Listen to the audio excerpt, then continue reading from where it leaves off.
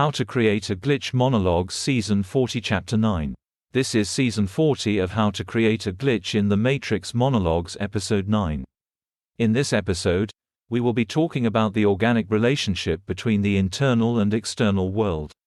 In the last episode, we talked about how there are degrees of an internal space, introspective mind, depending upon the plate of expression.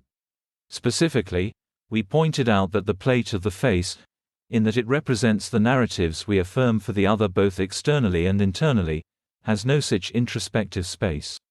That is to say, the joining of our consensuality with the consensualities of others is complete on this plate.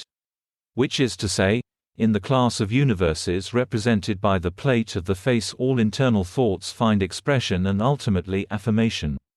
As we descend down from the plate of the face, the plate of voice, posture and hands, all possess some degree of negation, which preserves an internal space. Thus, in those classes of universes which correspond to each of these plates, there is a degree of introspection.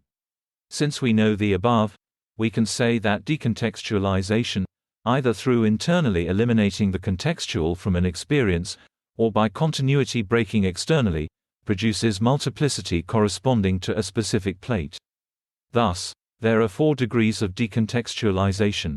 Production of spatial discontinuities in behavior produce first-degree decontextualization because they eliminate the context externally through the plate of spatial location.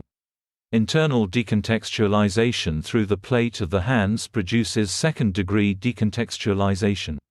Internal decontextualization through the plate of the voice produces third-degree decontextualization. And internal decontextualization through the plate of posture produces fourth-degree decontextualization. Now, each of these 4 degrees of decontextualization produces multiplicity corresponding to the specific plate. That is to say, if you decontextualize with your hands, then multiplicity will manifest through reactive dialectical thoughts on the plate of the hands.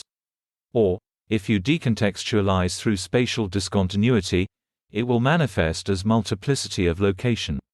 This categorization of different forms of pattern breaking into distinct plates makes sense, since to the degree that you descend from the plate of the face, you have greater and greater internality of introspection.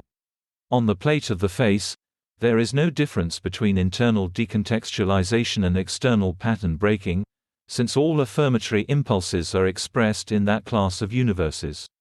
As an example, this podcast involves elimination of the personal from the experience largely through the plate of the hands, in that the author uses text-to-speech software to generate each episode.